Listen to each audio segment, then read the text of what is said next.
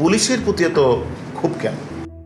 ঢাকা মহানগর গোয়েন্দা পুলিশের সাবেক প্রধান মোহাম্মদ হারুন আর রশিদ ওরফে ডিবি হারুন নানা কারণে আলোচনায় থাকতেন তিনি। ডিবি অফিসের রাজনৈতিক নেতা থেকে শুরু করে তারকাদের দাওয়াত দিয়ে খাইয়ে হইচই ফেলে দিতেন। আওয়ামী লীগ সরকার পতনের পর নানা কারণে আলোচনায় আছেন তিনি, আছেন পলাতক।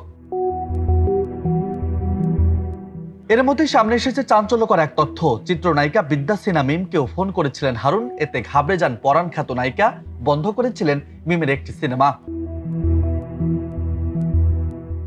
এ প্রসঙ্গে মিম বলেন, হোয়াটসঅ্যাপে কল দেখে একটু ঘাবড়ে যাই। তিনি কেন আমাকে ফোন করবেন ভাবতেও পারেননি যে আমার কাছে এমন একটি ফোন কল আসবে সেদিন, আর বলা হবে যে ছবিতে অভিনয় করতে পারবো না। যখন তিনি বললেন তোমার পরিচালক আমার সামনে বসা, তখন বুঝতে বাকি থাকেনি যে ছবিটা বোধহয় আর করা হবে না। মূলত আমি ইয়াসমিন বলছি নামে একটি সিনেমা নির্মাণ করতে যাচ্ছিলেন পরিচালক সুমন ধর। সিনেমার গল্পটি ছিল সত্য ঘটনা নিয়ে।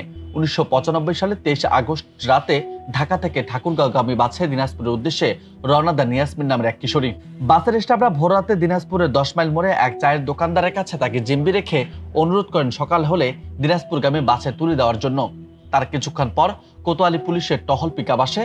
বাড়িতে পৌঁছে দেওয়ার কথা বলে জোর করে মেয়েটিকে পিকআপে তুলে নেয়। পথে কিশোরীকে ধর্ষণ শেষে হত্যা করে লাশ ফেলে দেয় মহাসড়কে। সে সময় এই ঘটনা নিয়ে দিনাজপুরবাসীর প্রতিবাদে আন্দোলন ছিল উত্তাল। এতে পুলিশের গুলিতে প্রাণ হারান 7 আন্দোলনকারী, আহত হন 2 শতাধিক। দিনাজপুর সহ সারা দেশে আন্দোলন ছড়িয়ে পড়ে। তবে আবার আমি ইয়াসমিন বলছি নামের সিনেমাটির শুটিং শুরু হবে বলে জানিয়েছেন পরিচালক। বিনোদন বার্তা 24।